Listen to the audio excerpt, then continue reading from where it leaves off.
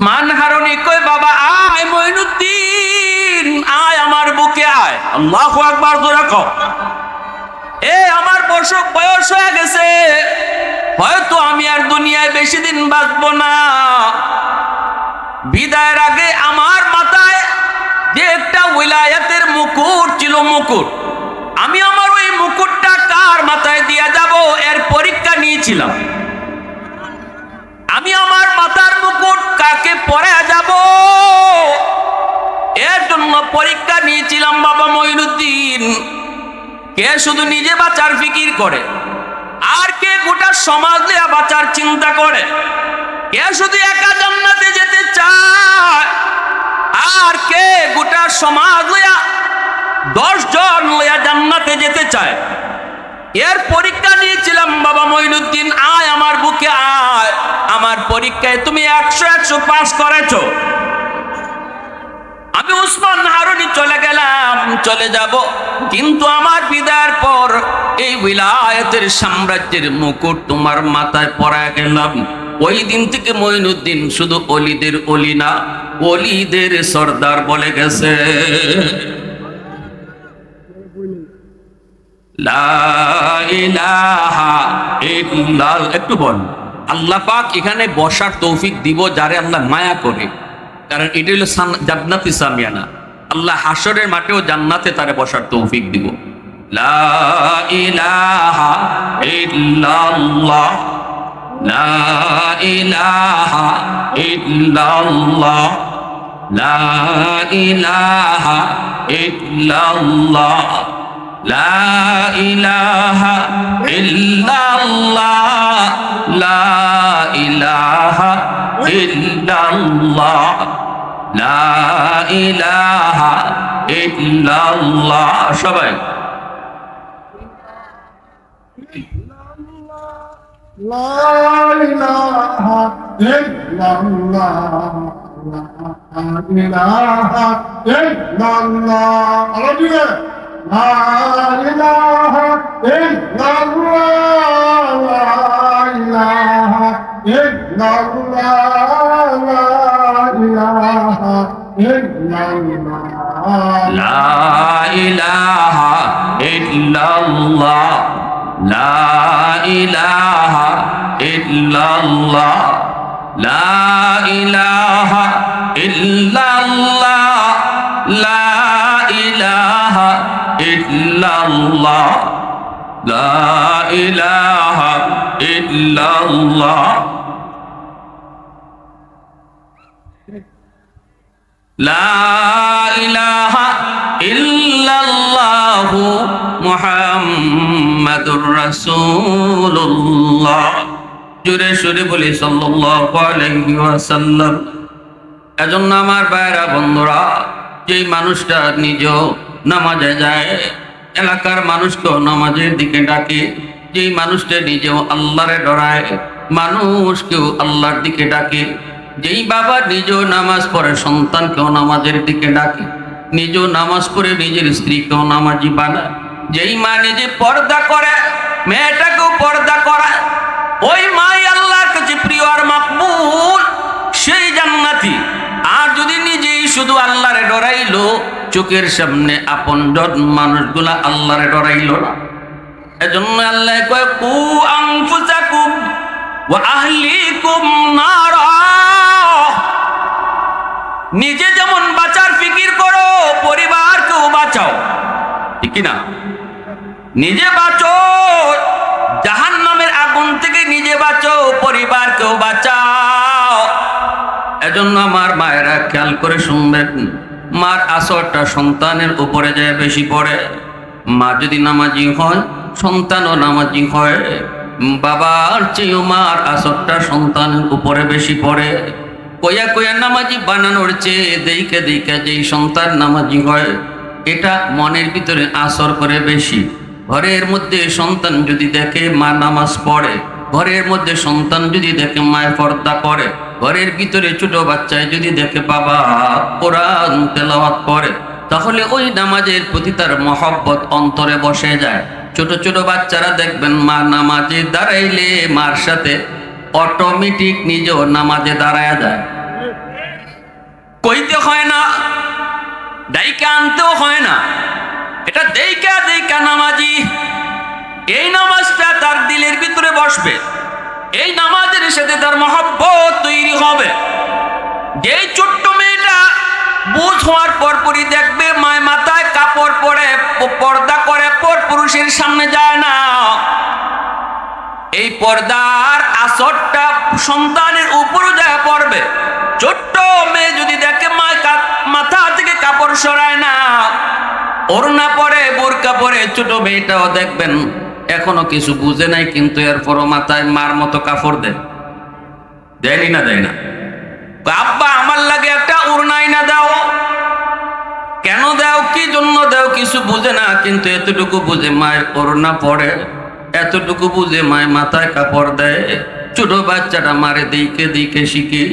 বাবার চেয়ে সন্তানরা মাকে বেশি ফলো করে, কারণ সন্তান মাকে বেশি টাইম পায়।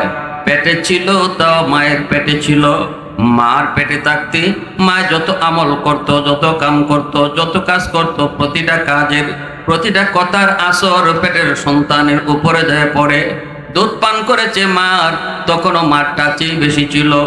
একটু বয়স হয়েছে, মাত্র হাঁটা শিখছে, ঘরের ভিতরেই হাঁটতে পারে, বেশিরভাগ টাইম মারই বেশি দেখে। বাবা তো বাহিরে বাহিরে কর্মের সন্ধানে থাকে। এজন্য মা যেমন হয় সন্তানও তেমন হয়, ঠিক কিনা জোরে কর।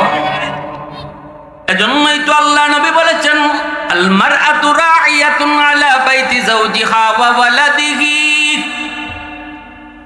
সন্তানের ব্যাপারে আল্লাহ পাক মা বাবা দুজনকে যেমন জিগাইব, কিন্তু বাবার চেয়ে সন্তানের ব্যাপারে মাকে আল্লাহ বেশি জিগাইব। বাবারে যদি জিগায় একবার, মাকে আল্লাহ জিগাইব দুইবার। এজন্য আমার এই এলাকার মা বোনেরা দিলটা নরম করে কথাগুলি একটু বোঝার চেষ্টা করো। যেই সন্তানের জন্য স্বপ্ন দেখো সন্তান একদিন বড় হয়ে মার সেবা করবে, মাকে মা কয়ে ডাকবে, সম্মান দিয়া ইজ্জত দিয়া রাখবে, বউয়ের কথায় চলবে না, মার কথাই সারা জীবন চলবে, এমন স্বপ্ন যেই মায় দেখো, তুমি মারও কিছু দায়িত্ব আছে এমন সন্তান পাওয়ার জন্য, ঠিক না নি? আমি চলবো বেপরদায়, আমি পর পুরুষের সাথে কথা কইমু, আমি প্রয়োজন ছাড়াই বাজারে চলে যাবো, যেই কাজটা আমার পুরুষে পারে এটা আমি নিজে গিয়া বাজারে করবো। 10 জন 20 জন পুরুষ আমারে দেখলো, এমন চলা যদি আমি চলি, তাহলে ওই সন্তান আশা করাটাও দুষ্কর। যেই সন্তান আমার মন মতো হবে। মঈনুদ্দিন চিশতির মায় কয়, বাবা মঈনুদ্দিন, প্রথম দিন তোমার চেহারা দেখা 90,000 হিন্দু কালেমা পড়ে মুসলমান হয়েছে। এই ক্রেডিট আর বাহাদুরি তুমি মঈনুদ্দিনের নারেম বাবা, এই বাহাদুরিটা আমি মার। কারণ আমি মঈনুদ্দিনের মা বলতেছি, বাবা মঈনুদ্দিন শুন, আমি মা তোমারে কোনোদিন অজু ছাড়া দুধ পান করাই নাই, আমি মা কোনোদিন অজু ছাড়া তোমারে দুধ খাওয়াই নাই, দুধ পান করানোর সময় বেহুদা কথাও বলি নাই, দুধ পান করানোর সময় তুমি দুধ খাইছো আর মার মুখ থেকে আমার আল্লাহর জিকিরের আওয়াজ শুনছো। একদিকে দুধ খাইছো আর একদিকে মার জবান থেকে কোরআন তেলাওয়াত শুনছো। আজ তুমি মঈনুদ্দিন জগৎ বিখ্যাত আল্লাহর ওলি হয়েছ, তোমার চেহারা দেখে হিন্দু 90,000 হিন্দু একদিনে কালেমা পড়ে মুসলমান হয়ে গেছে। অতএব এমন সন্তান আল্লাহর ওলি মঈনুদ্দিন আশা দুনিয়াতে আল্লাহ বন্ধ করে নেই। আব্দুল কাদের জিলানীর আসার দরজাও আল্লাহ বন্ধ করে নেই। শাইখে কাতিয়া দুনিয়াতে আসার দরজা আল্লাহ বন্ধ করে নেই। শাইখে হবিগঞ্জি আসার দরজা আল্লাহ বন্ধ করে নেই। নবী আসার দরজা আল্লাহ বন্ধ করেছে, কিন্তু অলি আল্লাহ তো আসার দরজা আল্লাহ বন্ধ করে নেই। মঈনুদ্দিন চিশতির মার মতো মা তুমি হও, জিলানীর বাপ মার মতো তুমি বাপ মা হও, এই দায়িত্ব তুমি আদায় করো। আজও আল্লাহ তোমার গর্ব থেকে আব্দুল কাদের জিলানী আর মঈনুদ্দিন চিশতির মতো অলি জন্ম দিবে। ওলি আসার দরজা কিয়ামত পর্যন্ত খোলা। সুবহানাল্লাহ জোরে বলেন। ওলি আল্লাহ দুনিয়াতে আসার দরজা কিয়ামত পর্যন্ত খোলা। নবী আসার দরজা আল্লাহ বন্ধ করছে, ওলি আসার দরজা আল্লাহ বন্ধ করে নাই। ভাইরা আমার, জন্য বলতেছিলাম, পেটের সন্তান লইয়া যদি মা বেশি বেশি মিষ্টি খায়, এই মিষ্টির আসর সন্তানের উপরে গিয়া পড়ে, সন্তান বড় হইয়া মিষ্টি প্রিয় হয়। পেটের সন্তান লইয়া যদি মা বেশি বেশি টক খায়, সন্তান বড় হইয়া টক প্রিয় হয়। পেটের সন্তান লইয়া যদি মা বেশি বেশি ঘুমায়, সন্তান বড় হওয়ার পরে অলস হয়। পেটের সন্তান লইয়া যদি মা টুকটাক কাম করে, সন্তান বড় হইয়া কর্মঠ হয়। পেটের সন্তান লইয়া যদি মা বেপরদায় চলে, এই সন্তান প্রতিবন্ধী হয়। পেটের সন্তান লইয়া যদি মা পর্দায় থাকে, এই সন্তান মেধাবী হয়। পেটের সন্তান লইয়া যদি মা বেশি বেশি গান শোনে, এই সন্তান বড় হইয়া বেহায়া হয়। পেটের সন্তান লইয়া যদি মা বেশি বেশি কোরআন তেলাওয়াত করে, এই সন্তান অল্প দিনে হাফেজে কোরআন হয়।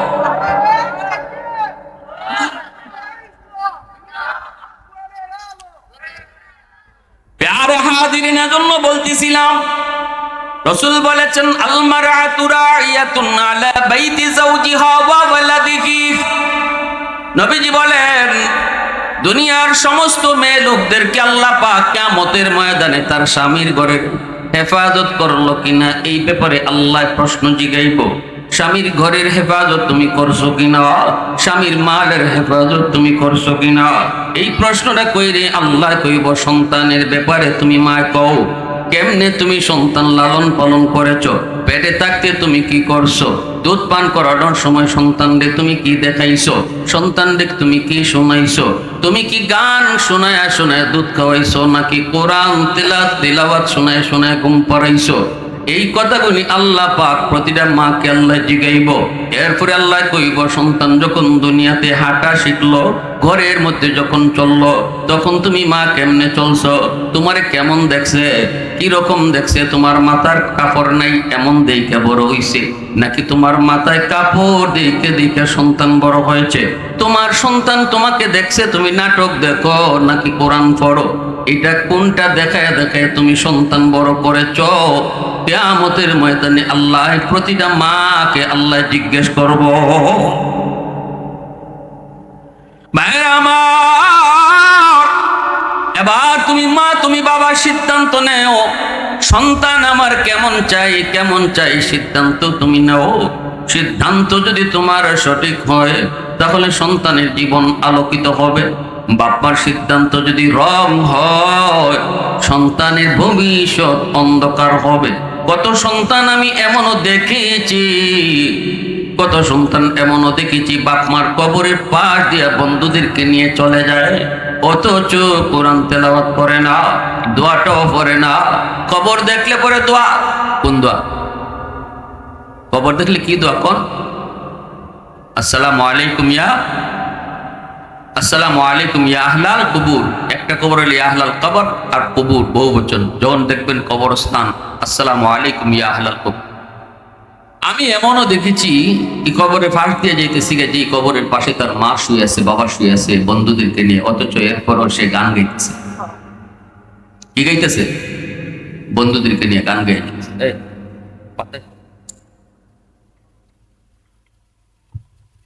কেন কেন এমন হলো?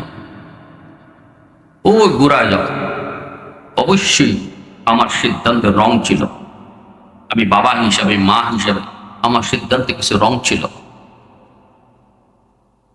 নবীজি বলেন, কুল্লু মাউলুদিন ইউলাদু আলাল ফিতরা ফাআবাওয়াহু ইউহাক্কিদানিহি আও ইউনাসসিরানিহি আও ইউমাজ্জিসানিহি আও কামা ক্বালা আন-নাবিয়্যু আলাইহিস সালাম।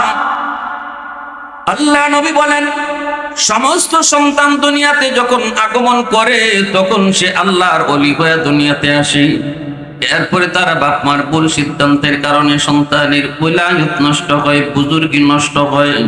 সন্তান কিন্তু দুনিয়াতে বেনামাজি হইয়া আসে নাই, আল্লাহ নবী বলেন সে পাক্কা নামাজি হইয়া আইছে, নামাজ চিন্নে আইছে, কোরআন চিন্নে আইছে, আল্লাহর চিন্নে আইছে, পরকাল বুঝা সন্তান দুনিয়াতে আইছে। রসুল বলেন বাপ মার ভুল সিদ্ধান্তের কারণে তার এই সবগুলি নষ্ট হয়, বাপ মার ভুল সিদ্ধান্তের কারণে। রসুল বলেন আর যদি সন্তানের ব্যাপারে বাপ মার সিদ্ধান্ত সঠিক হতো, দুনিয়াতে আইসে যেমন আল্লাহর অলি হইয়া, কবরেও যাইতো আল্লাহর অলি হইয়া। এজন্য আমার বারা বলতেছিলাম, আজকের যে যুবক, যে যুবকরা এত সুন্দর আয়োজন করলো, এই যুবকরা ভালো করে ইয়াদ করবেন যুবক, যৌবনকালটা আল্লাহর কাছে বড় দামি। এই যৌবনকালটা আল্লাহর কাছে বড় দামি। যত আল্লাহর অলি হয়েছেন সবাই অলি হইছেন যৌবনে, অলি হইছেন যৌবনে। যত আল্লাহর অলি হয়েছে, একজন বুড়া মানুষ, একজন না 1000 বুড়া মানুষের সেজদা, আর একজন জোয়ান মানুষের সেজদা, দুই সেজদা যদি ওজন করা হয়, যুবকের সেজদার পাল্লা ভারী হয়ে যায়। আল্লাহ রসুল বলেন লা ওয়ারআতাল কাফি আও কামা ক্বালা নবী আলাইহিস সালাম। কারণ যুবক এই বয়সে মসজিদে আওয়া, নামাজ পড়া, এটা তার নফসের সাথে তার জিহাদ হইতেছে। নফসে কইতেছে কের বেটা মসজিদ, ও তোর দুস্তর বন্ধুরা যাইতেছে, আওরো গিয়া ওখানে কেন পার্টি দিব, গিয়ে এখানে নাচানাচি করবো, এখানে গিয়ে তারা পিকনিক করবো, কত কিছু। তোর দুস্তরা ওই তুই ওখানে গেছি গিয়া তারা এখন গান গাইবো। হ্যাঁ, তার সার্কেল বড়, তারে ডাকতেছে, তারে ওইদিকে ডাকতেছে, মন চায় ওদিকে, আর সেখানে এদিকে। মনের সাথে শুরু হয়েছে যুদ্ধ। এই যুদ্ধ করে যুবক টিকছে, সে তার মন রে পাতলা গোড়ার লাগাম টান দিয়ে ধরছে, গোড়ার দৌড় দিতে দিছে না, টান বাইরে গোড়া রাখতেছে, আটটে মসজিদে ঢুকছে, সেজদা দিছে। আল্লাহ রসুল কয় একজন দুইজন তিনজন না, 1000 বৃদ্ধ মানুষের সেজদা এক পাল্লায় রাখো, আর এই যুবকের সেজদা এক পাল্লায় রাখো, যুবকের সেজদার পাল্লা ভারী হয়ে যায়।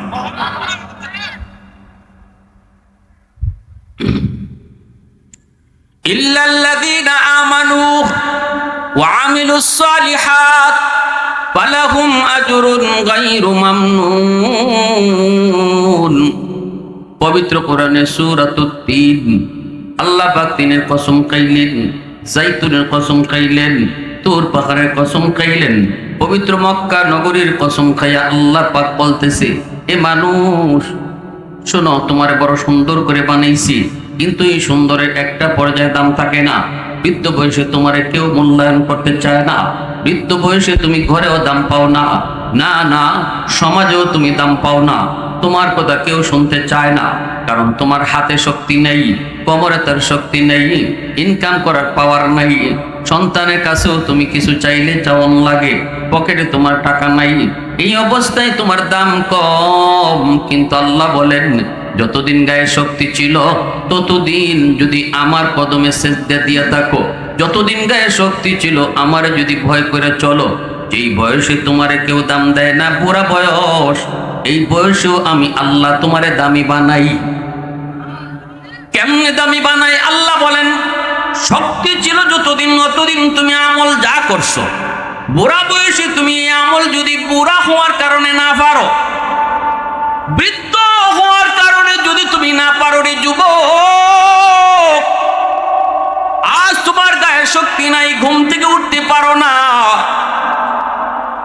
মসজিদে জামাতে যাইতে পারো না, ঘরেই নামাজটা পড়ে নিছ, আল্লাহ পাক রব্বুল আলামিন ফেরেশতাদেরকে বলবো, যদিও আমার বান্দা ঘরে নামাজ আদায় করেছি, তবুও তোমরা তাকে মসজিদে জামাতের সব আমলনামায় তুলে দাও।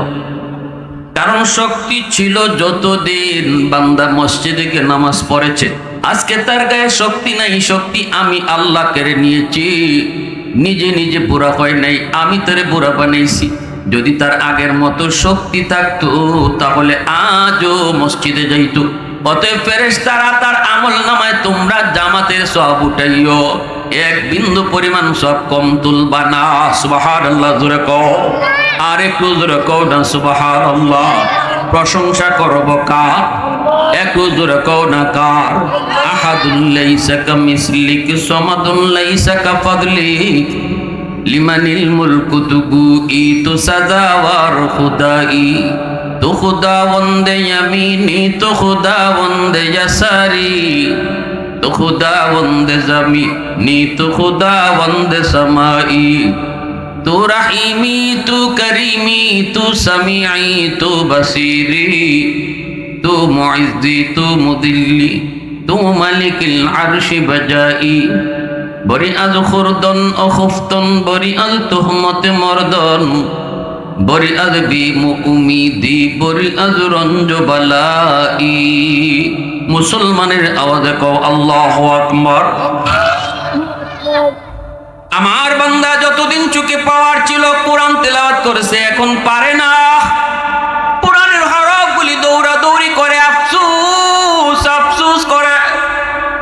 এ ফেরেশতারা শুন, চোখের পাওয়ার আমি আল্লাহ কেড়ে নিছি, বান্দায় নিজের ইচ্ছা করে চোখের পাওয়ার হারায় নাই।